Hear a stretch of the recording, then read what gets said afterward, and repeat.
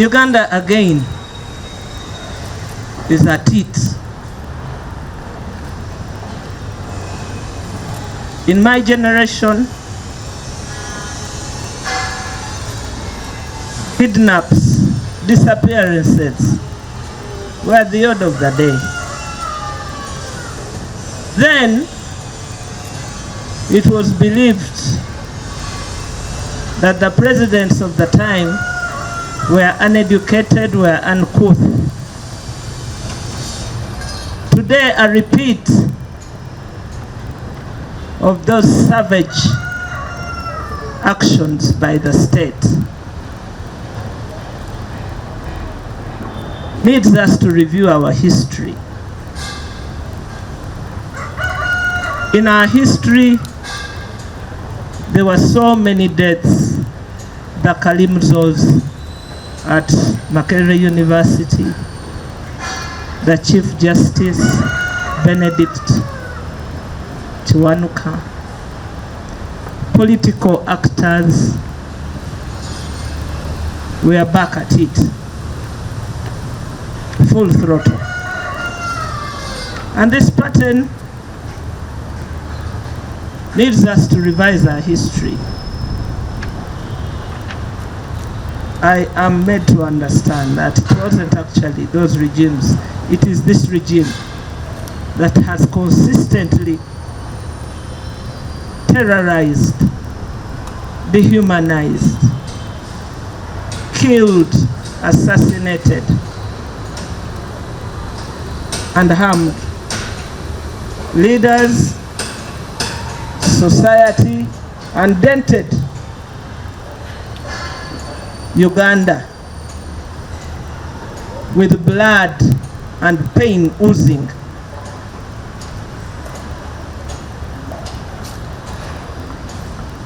As we brace ourselves for further calamity, human rights calamity, every Ugandan citizen is under attack. Every business leader is under attack. Every political leader is under attack. It feels to me that it will get worse before it gets better. My hope and my prayer and my happiness that it will soon come to pass.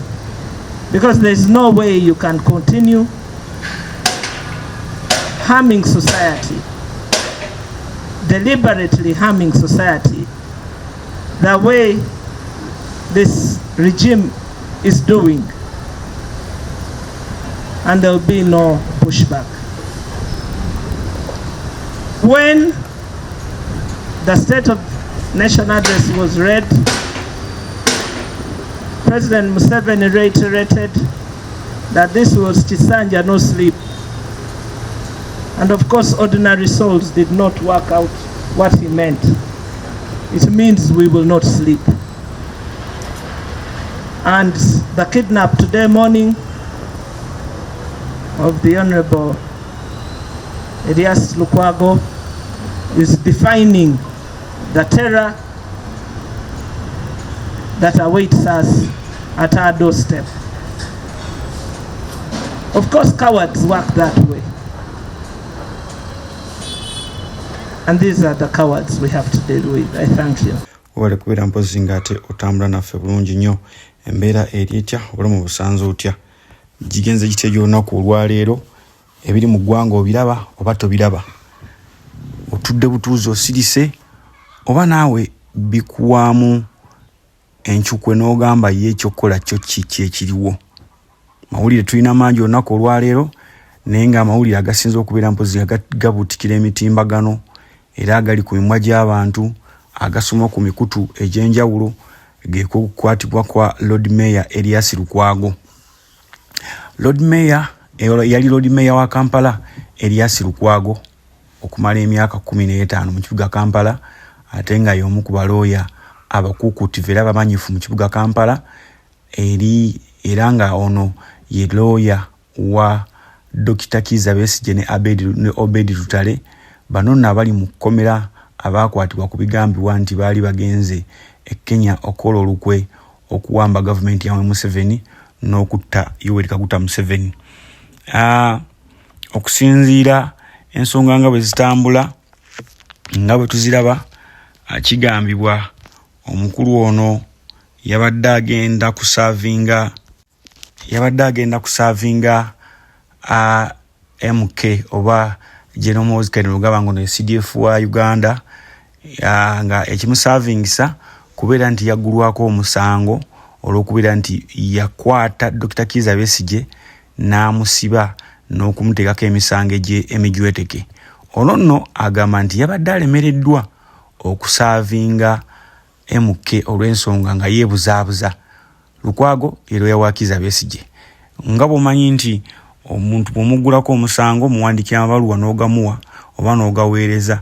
Kati nno kigambibwa nti Lukwago yabadde agezaako okusavinga MK. Kati mu kufeiringa okubeera nga amulaba n'okumutracinga, bw'atyo yatadde serving gundi yonna n'aziteeka ku social media ku X. Kati nno gwe abadde tabimanyi, omuntu bw'abanga alemereddwa okusavinga physically asobola okuteeka ekiwandiiko ekyokusavinga ku mukutu gwonna kw'abaali, as long as osobola okubeera nga okifunirako, okutandikira ku WhatsApp n'emikutu emirala, n'okuyita mu banno n'abalala. Kakati nno lwabadde olunaku lwajjo ssaawa zaali za kumakya, Erias Lukwago n'alaba embeera etali nnungamu mu maka ge, bw'atyo yaweereza messages ez'enjawulo eri baddiehardz be ab'amawulire n'abagamba amaka gange bagasazeeko. Bwe batyo ab'amawulire bayingirawo. Kino nno tekyalobedde basirikale newankubadde waliwo kamera, ab'amawulire bonna tekyalobedde basirikale kubeera nga ate bawalampa ekikomera kya Erias Lukwago ne bagwa munda ne beggulira gate. Mu kweggulira gate n'abalala ne bayingizaawo drone. Naalongo yabadde ali mu kisenge kye yagenza okuwulira abantu abakonkona. Mu kukonkona yalowooza abaana be bakola ki? Be bakonkona. Bw'atyo Naalongo n'aggulawo. Mu kuggulawo yagenza olaba nga abasajja bayingira mu kisenge nga bakwata Erias Lukwago nga bamuggyayo nga bamutwala mu drone. Kino nno kyewuunyisa nti bamanyi n'ekisenge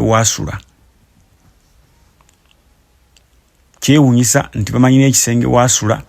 Tebagizeemu nti obanga bw'ogamba nti bagenze bakuba enzigi eza ebisenge ebyenjawulo oba kyobaki, nga bamanyi waasula.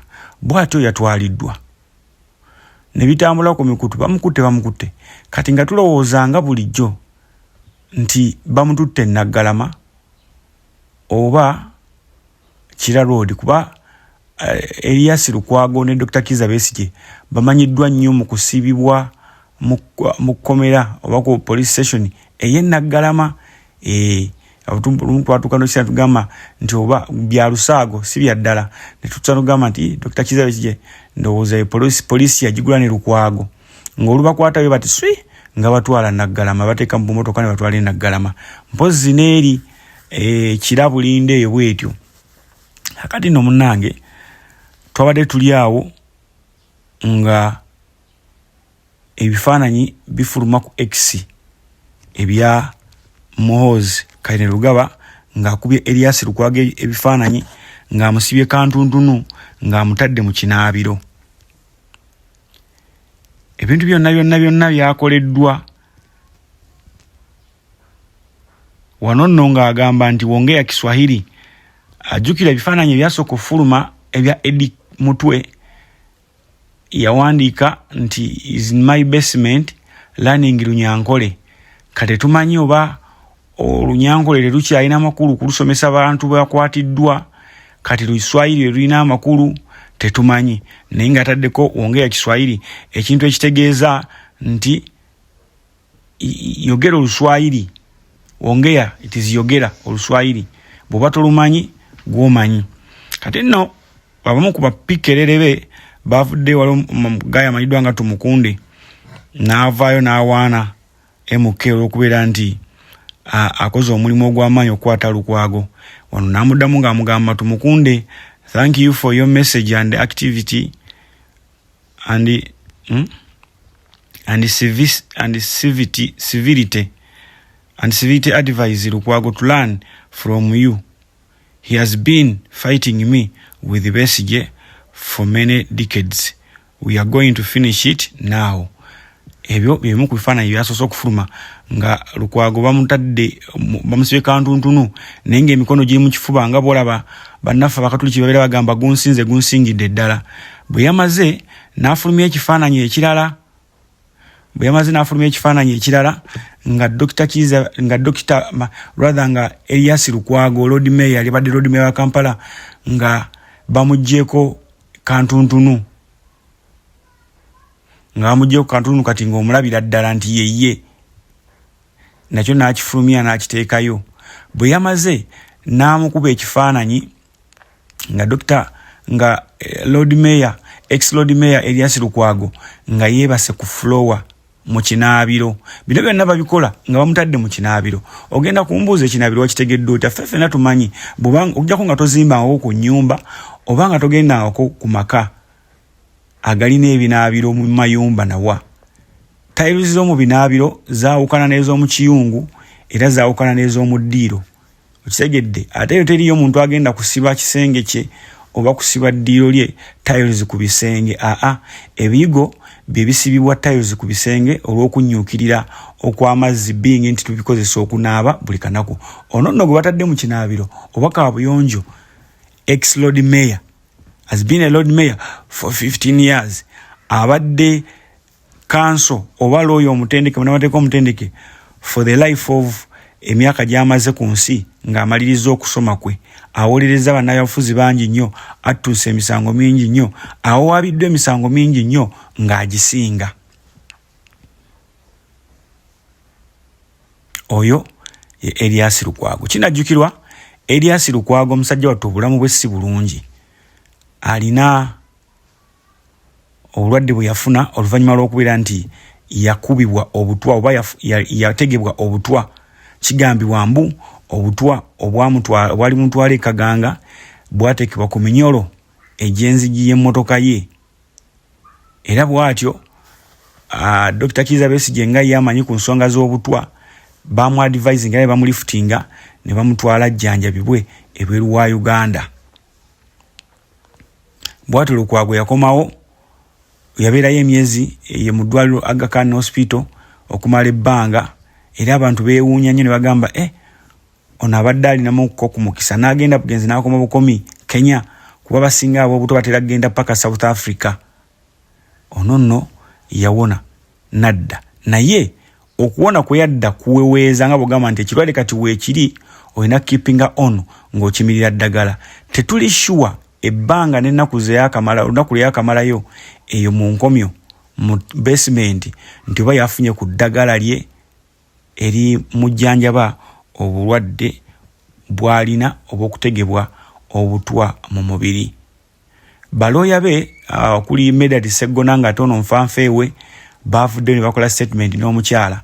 Omukyala ate mpozi Nnaalongo Elias Lukwago yavuddeyo n'agamba nti Amin's regime is regenerating from Museveni's son MK. Nti ekiyawuddemu gyandiba myaka bati ebikolwa byonna ebyakolebwa ku mulembe gwa Amini bikomyewo nga biyita mu mutabani wa Museveni Muhoozi. Ebyadde bigambo ebya omukyala wa Lukwago amanyiddwa nga Nnaalongo Lukwago.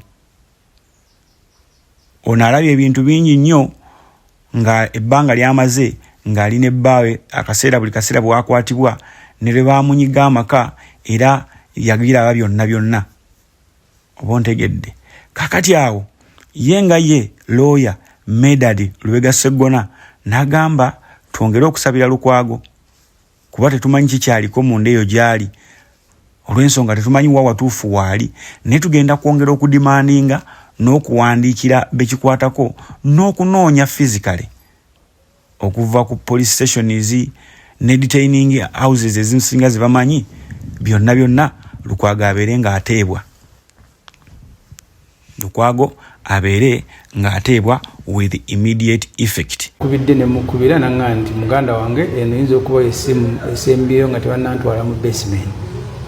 Aba drone zimpawa atalikaaba zeebungulidde waka wange era n'amala naddamu nankubira esimu n'aŋŋamba nti kati batandise okumenya n'okuyingira ennyumba n'okuva olwo ku makya ssaawa nga 2-3 n'okutuuka kati we twogerera ku ssaawa nga 10 esimu ya Lukwago tenaakuddako. Kati nenkubira abawaka ne baŋŋamba nti basaze ssenyenge gwe yateeka ku kikomera ne babuuka ne bagwa munda ne bayingira be basanzeewo awo mu lujja ne babagamba essimu bazipakire mu kisawo ne bakisiba tebabakwata ebifaananyi ne bayingira mu ddiiro ne bayitambula mpaka waggulu mu kisenge bagenda bakonkona. Kati ate naggulawo ndowooza tebaategedde baani abakonkona ne bamufulumya ne bamuwalawa ne bamuteekayo ku drone ezo ne bamuvuga okumutwala gye tutanaakutegeera gye tuteebereza okuteebereza. Ngenzeeko ewe waka ne tuvaawo ne tugenda ku poliisi y'e Nateete. Poliisi y'e Nateete yeetwala ne Southern Region. Poliisi mu Kampala waliwo headquarter Kampala Metropolitan ne mamu ne region North East kati ya Kampala yetwala Southern agikulira RPC Seguya. Ne tumuga tuze ku recording statement ey'omuntu awambiddwa nanga mundeke malo kwebuuzaako just to recording statement crime that has been committed. Bw'amaze n'agamba bakama bange bange mugende ku CID mwogere ne deputy CID Kyerimo mbadde ne Honorable Segona ne mukyala wa Lukwago n'alongoza awedde n'abaala.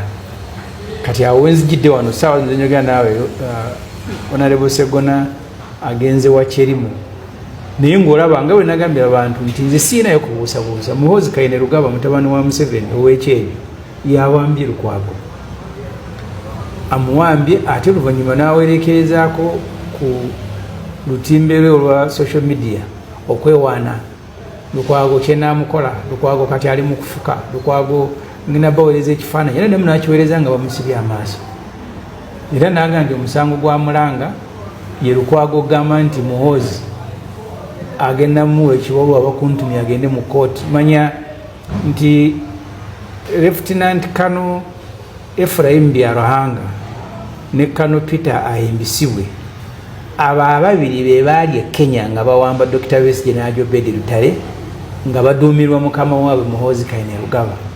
Kati musango ogwo Dr. Besigye yataddeyo ko musango gye bayita application mu Luzungu ng'agamba nti ayagala kooti ewulirize omusango gwa enforcement of rights.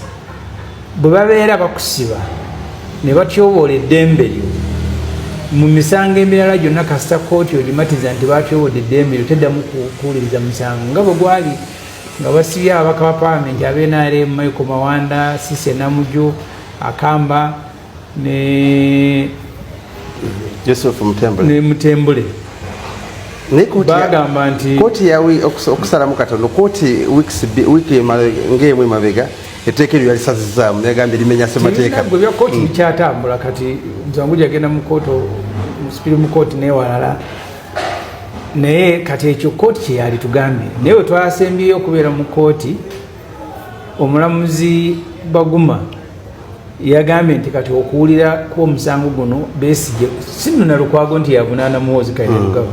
Lukwago looya Besigye yamuvunaana nagwo omusango guno yaggulya ennaku z'omwezi nga 3 omwezi guno ogw'omukaaga ye wiiki nga 2 okuva kati Lukwago omu ku balooya bakulu mu musango ogwo n'agamba omulamuzi nti tufumirizeeko order ez'abantu kubanga abatamanyi nnyo bya misango bwewaabira omuntu omusango ng'ogwo guno guli civil kooti ekuwa empapula z'omuwa yeewozeeko.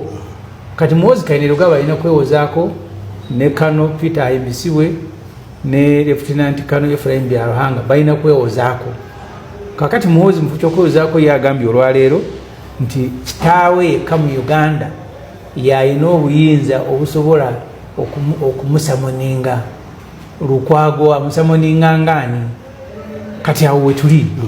So Muhoozi ndabyo wataddeyo ku mukutu gongo ogamba nti Muhoozi otaddeyo ekibaddewo ng'olaga nti Muhoozi yavunaanyizibwa ku kino. Muhoozi agambye naawe ajja kukwata ne naawe munaweereza okumutwalira empapula kuza okunkwata kiina buzibu nze nali ku TV ne General Ed Tumwine nga bakamala okutta abantu mu Kampala Tumwine n'abalalika kakano mu mawulire empozi amalala ge tukyaliko kuganye tukyagenda kubeera nga twogera nnyo ku omwami Lukwago oba yabadde ex-Lord Mayor wano nno mwami Kyagulanyi Bobi Wine ng'asinziira ku mukutu gwe gwa Facebook era ng'asinziira mu ggwanga lya Amerika gye yadduka okunoonya obuddamu ng'era ono y'omu ku baasooka okuloza ku kibabu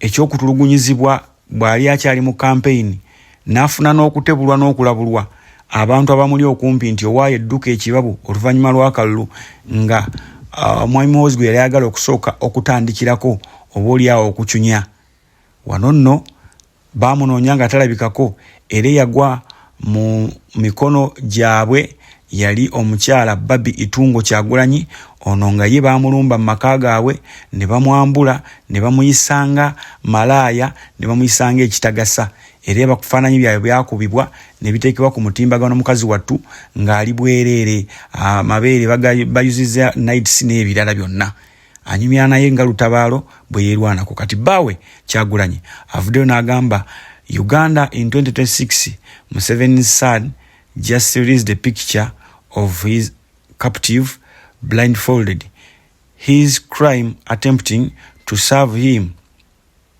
court summons. If he can do this to an outgoing Lord Mayor of Uganda and former MP, a senior lawyer, imagine what he does to our ordinary supporters who were abducted day in the daylight. And yet, Museveni still has the audacity to anything about Idi Amin. The world must not look on. There will be accountability for these crimes against humanity. It is only a matter of time. Agamba nti omwaka ebigambo bino ebiwandiise mu mwaka gwa 2026 n'ategeeza nti mutabani wa General Museveni atadde ebifaananyi by'omuwambe gwe yakutte olunaku olwajjo ng'amusibye kantuntunu nga naye omusango ogumulangibwa gwa kugezaako kwagala kumuwa summons ezimuyita mu kooti abitebye olw'ensonga nti omusango gwa Dr. Kizza Besigye oguli mu kooti oguwulirizibwa oba oguweesebwa omulamuzi Baguma gubadde gutuuse ku ssa nga kkiriza obagaana General Muhoozi alina okujja mu katuuti oba ku katuuti yeeweeko obujulizi oba awa obujulizi ku Dr. Kizza Besigye bamusoye ebibuuzo kati mu kujjawo kino n'asalawo akwate eyabadde agenza omusa Muninga kati wano n'agamba nti kino bwe kiba nga kisobola okutuuka kwabadde Lord Mayor wa Uganda ekibuga ekikulu yaliko MP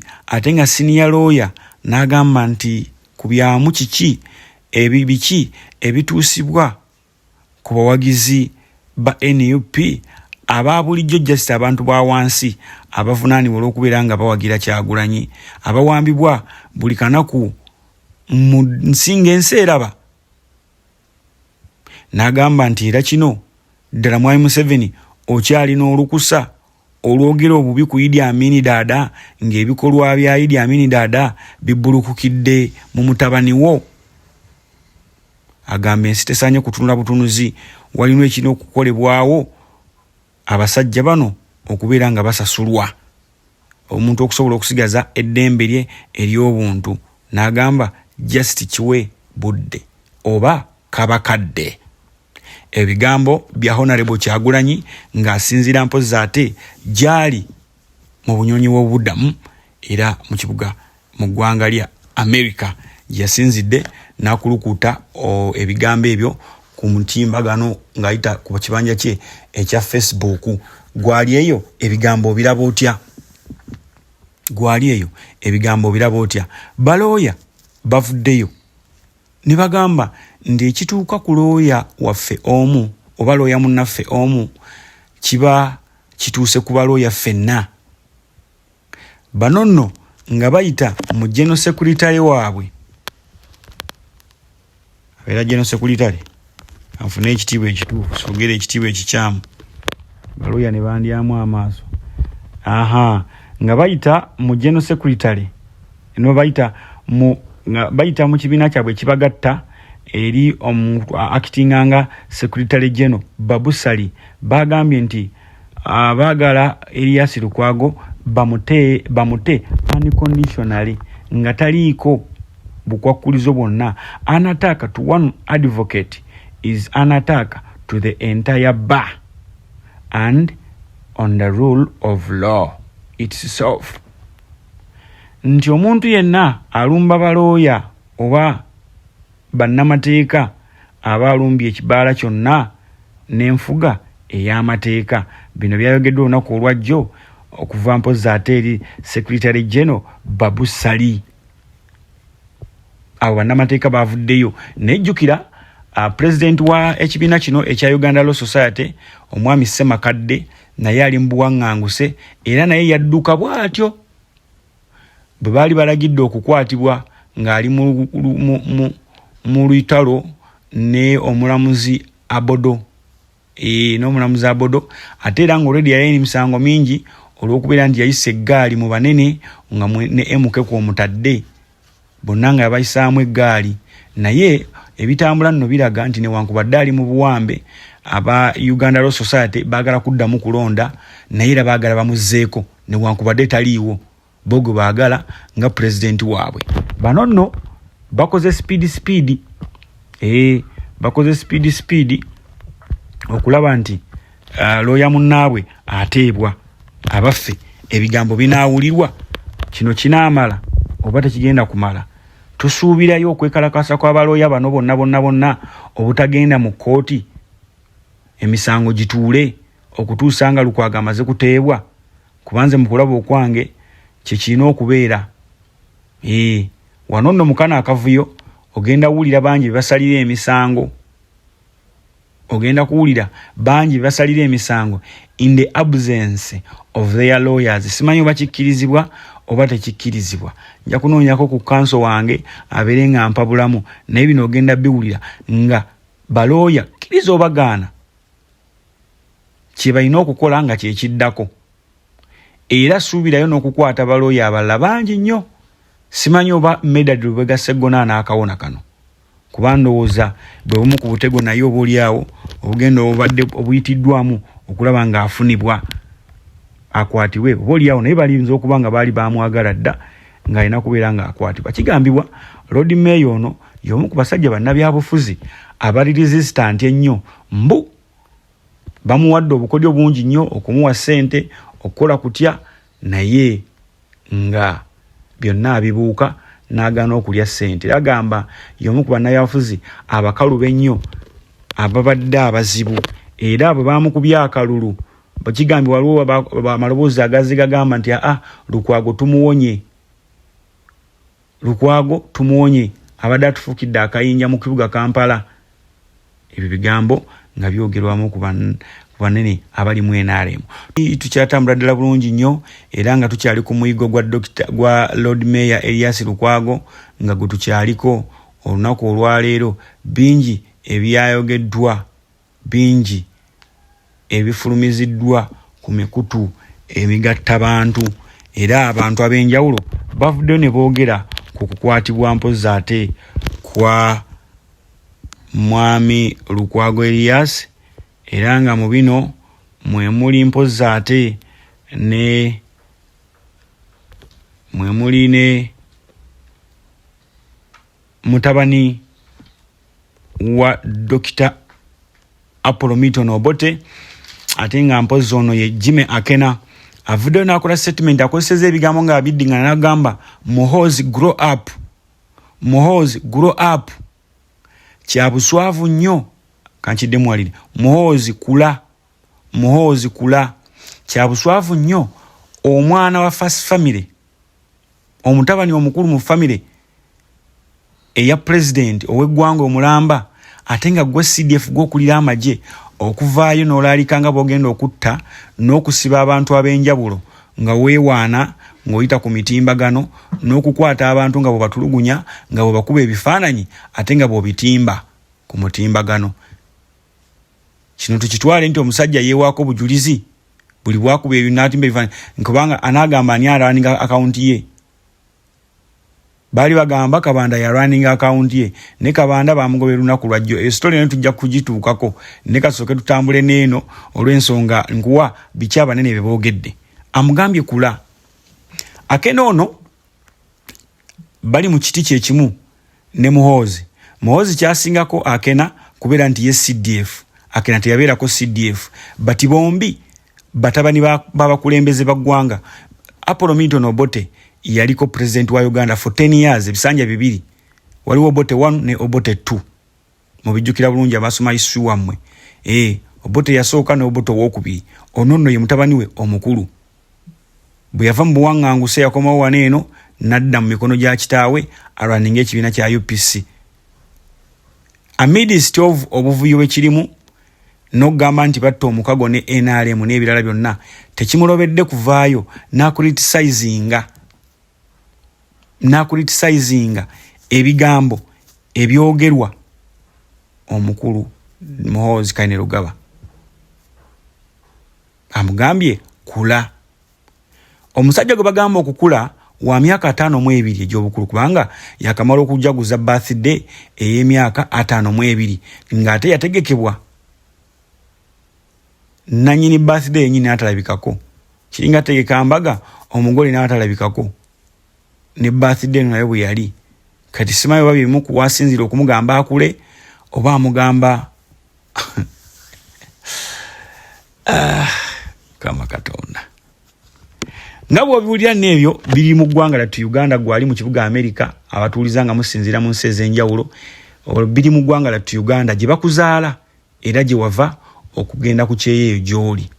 Bitwogerako bituufu si butabo nti buwandikiddwa mu animations oba nti bitabo just tuyiyiza biyiye bigambo. Stories zetukuwa ntuufu. Wano nno abamu kubamanyiddwa nga abadde ab'NRM mu lukulwe era nga bw'ovaayo n'oyogera ku nsonga yonna yonna ekwatagana ku NRM ne President Museveni akuvaayo n'akwambalira era tumulabyeko nga bavaawo bubi nnyo ne bafuutu soja ku mutimbagano. Honorable Lukwago, Honorable Muhammad Nsereko avuddeyo n'akola ekiraamo kye n'agamba nti bannange nze kasookedde naziika taata wange mu kabuli nga nze kenyini yali wansi mu kabuli ne mweterako akadongo ne mala ne nziika maama wange kitegeeza nti nze ndi nfunzi. Sitya kufa kubanga ffenna tulina okukomba kufa. Okusinziira ku byawandiikibwa ffenna tulina okukomba kufa. Era wano nno waaviiriddeyo n'agamba nti ekikulu kyani asooseeyo. N'ekirala kyekakasa obulungi kyekyokubeera nti tewaliiwo alifa mu kifo kye. Ye yennyini yagenda okufa mu kifo kye. Nti naffe abalala bwe tuli kabeere General Museveni, kabeere MK, kabeere ani olunaku lwalifa agenda kubanga afudde mu kifo kye tagga kubanga afudde mu kifo kya mulala. Kye kitamutiisa kufa. N'agamba nti ne bwe munaatulaalika okututta tukulindiridde ng'ambaga. Bigambo bya Muhammad Nsereko ono nga mpozzi patiri munakibiina kya NRM ate twali tulowooza nti aliko mu PLU ate ng'ono abadde MP w'ekibuga Kampala okumala emyaka Central Kampala. Y'omu ku banene abavuddeyo okuvumirirwa ekikola ekyakoledda ku Lukwago. Jjukira naye looya newankubadde obaoliawo teyabaddewo wali mu general statement yabadde ekolebwa abalooya bonna anda ekibiina ekibagatta.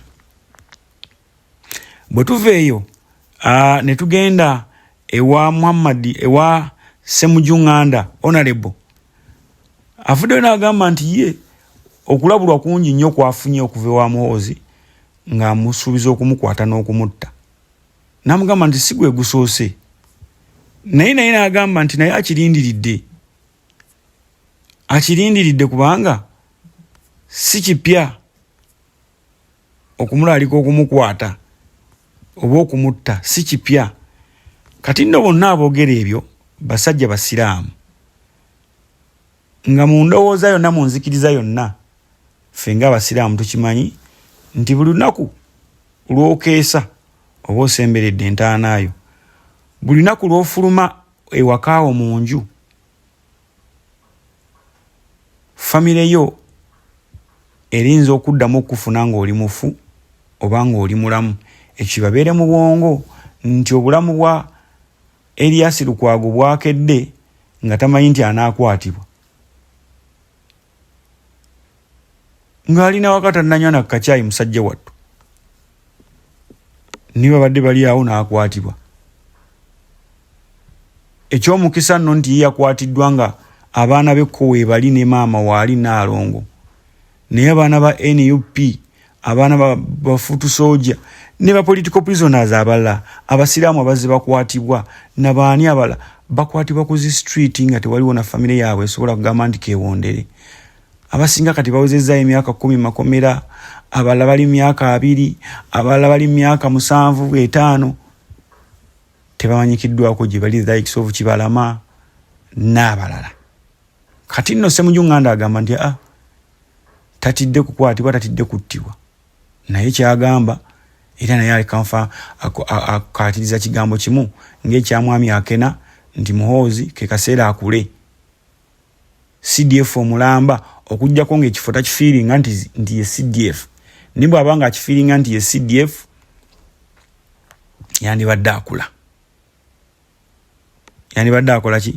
yandibadde akula n'ava mu bintu ebyekyana ekito okusinziira ku baami abo nga bwe bagamba kakati nno wano Daily Monitor wakubidde eddoboozi oba wakubidde ekyapa n'agamba nti where is the rule of law oba ntegedde where is the rule of law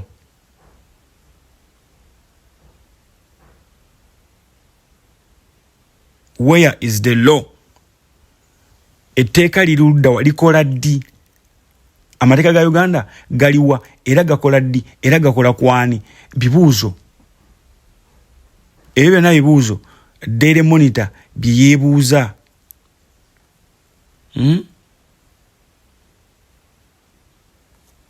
bibuuzo byeyeebuuza nga nange ekyokuddamu ekituufu sikimanyi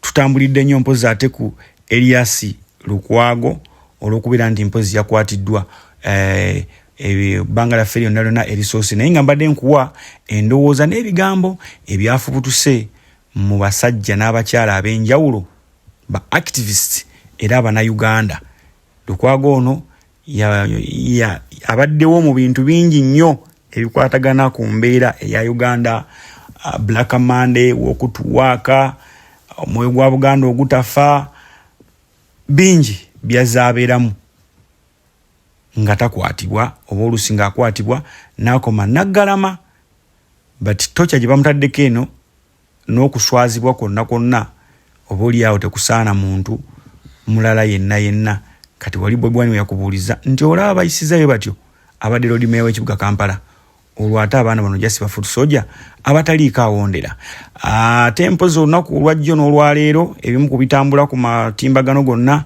n'amaradio ne TV ebya Lord Mayor tubimaliriza kati katuddeko ate mpozi ekyokubeera nti PLU yayiye obukulembeze obw'ekibiina kya PLU kyennyini era bw'atyo omusajja abadde asinga okubeera ow'amafandali ennyo amanyiddwa nga Daudi Kabanda oba David Kabanda ono yakwatiddwa ku nkoona ku kifo kyabaddeko ekyewa vice president mu Central Region omanyi buli omu olina kyokoppa ku munnokkiriza NUP yalonda wa vice president mu regions ez'enjawulo kati buli avaayo kyakola kuba bategeera nti you cannot mobilize ng'omobilizingira kusinzira gy'oli tugeze ekitebe kiri Kampala n'omobilizinga abantu b'embaale oba abaawa kyokola ofuna ba coordinator n'obafuula ba vice president mu regions ezo kino tuzze tukibagamba ensobi ezo zikolebwa Mwami Yoweri nitosobola kukwata Nandutu mukazi weri eri Mbale omutwala ategeera ab'Ekkalamojja era bye munaamuwa ab'Ekkalamojja ate ajja bikwata abizze Mbale. Kitegeeza Nandutu baasiba wa bwerere singa yali abbye amabaati g'ab'Embale kyekyandibadde ndowooza ekikolwa ekituufu. Tosobola kugamba nti maama asobola okulowooza ennyo ku baana baatazaala okusooka ababe nedda. Labira ku bametroni. Bametroni abo bakuuma amasomero era balabirira abaana. Naye ogenda okulaba asomoddeyo ku buntu obutonotono obw'abaana bw'abagagga bakuuma aweeko ku baana be. Oba ontegedde kati kyekyo bwe kiri. Kanono Kabanda abadde yatwala ettundutundu erya Central Uganda nga Buganda mwogitwalidde oba Buganda region. Ekifo kye bamusikiza kiri wakiwanuka.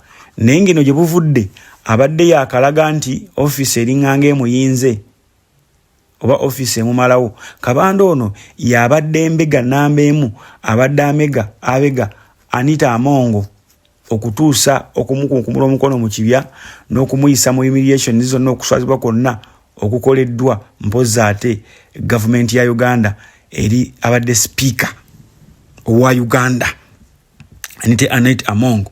Kigambibwa Kabanda yabadde amubega era yayogera ebigambo bingi nnyo n'alaga nga yamuweereza bu message nga bulimu n'ebigambo ebigamba I love you byonna nga biva mu kamwa ka Kabanda ku interviews ezazaakola. Abaffe keke kiri wakiwanuka anaasavinga bulungi kuba ffe tumumanyi nga ate obuli awo abaddeko Anthony General wa Uganda kati ye Minister wa Defense. Ekyokumufula Minister wa Defense kyamusembeza kumpi ne CDF okubeera nga amwesiga. Anaasavinga oba emirimu agenda kubeera nga alina mingi. Bibuuzo tubuuza bibuuze. Kakati nno Frank Gashumba naye naagobwa. Nedda. By the way, stand to be corrected. Frank Gashumba bamusikisiza keke. Yes. Bamusikisiza keke kiri wakiwanuka. Kati Kabanda yabadde Secretary General oba Ssaabawandiisi w'ekibiina. Ye bamusikisizaani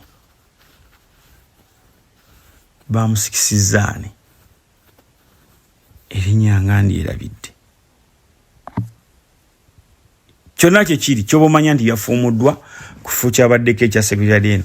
Kati Frank Gashumba agamba nti ebimugobya abayaaye bakomezzawo akatambi ke yayogera nga agamba kali ka 2018 ke yayogera nga agamba nti Abanyarwanda babamye passports bagenda ku internal affair tebabawa passports.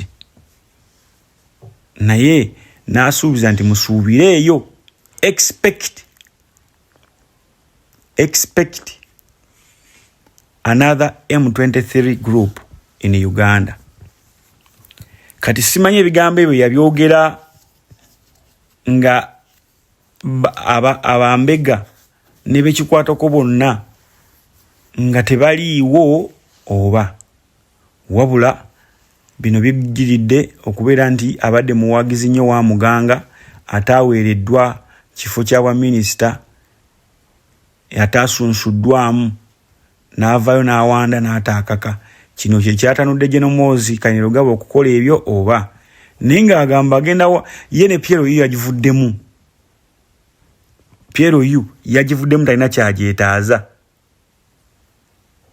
Abaffe agibaddemu lwa kifo nga bwe kimuggiddwako n'asalawo naye agiveemu. Ono n'agamba agenda kuwandikira General CDF nga Omunayuganda amuwulire byonna ebiriwo kubanga eri agamba nti n'akatambi ako Muhoozi yakamubuuzaako ko n'amugamba ebyo byaliwo nali njogerera Banyarwanda abali bamiddwa passports but ensonga Museveni mzeeyi yagisootinga out naye kakomezeddwawo ng'ali afusinze nnyo kubuta wa Muganga n'abalala ataweebwa bifo oba bataasunsulwamu ku bifo by'obwa minisita nga beekwasa nti Banyarwanda nti era balina dual citizenship. Jjukira etteeka lya Uganda kikyambika bulungi nnyo nti toliweebwa kifo kyonna kya bwa minisita oba kubeera vice president oba president nga toli wansi eyo oba ng'olina obutuuze obw'emirundi ebiri. Ebyo bwe bito bwe biri. Kaakati nno nga bw'omanyi omunywanyi we kati kale by the way kansoke nkugambe kino. Gashumba yaliko mu NRM. Era n'okulonda kuno okuwedde yabadde yakwatibwa gwe baawa tenda ey'okuba t-shirt za NRM. Obubadde bugagga bwennyini. Yaliko mu struggle. People power yaliyoko era akataaya akamyufu akyakalina bulungi nnyo. Uyo mu Piero yu ndowooza y'omu waliwo bwe bayita ba political prostitutes. Bamalaya mbibiina y'obufuzi ndowooza is one of them. Kati ono akulaga nti ne Piero yagivuddemu abafa agenda wa? Agenda mu DP, agenda mu FDC oba PFF. Tetumanyi. Omusajja amanyiddwa ennyo nga basajja mivule. Avuddeyo n'asagambiza n'ajaguza. N'agamba nali nvudde mu Piero yu ne kati ngenda kugiddamu oluvannyuma lwa generali CDF okugoba abafere. Abadde akoze akabaga ka muntu omu atudde mu restaurant n'agula ebyokunywa n'ebyokulya nga bw'alyako bwe yeekulisa okugoba kwa Gashumba. Agambye nti okugoba kwa Gashumba kikulu nnyo era kansooke nywemu. N'akwata ekigiraasi kya juice n'awuuta. N'agamba nti ate okugoba kwa Kabanda bino bitambulira wamu. N'akwata ekitafutafawe ekirala ekiyungula n'akiteeka mu ttama nga bw'anywekerezaako ka juice ng'agamba yeekulisa abafere abagoberera mu kibiina kya Piero yu nti babadde beefuddemu koko mu kulwana abantu abakola ebituufu.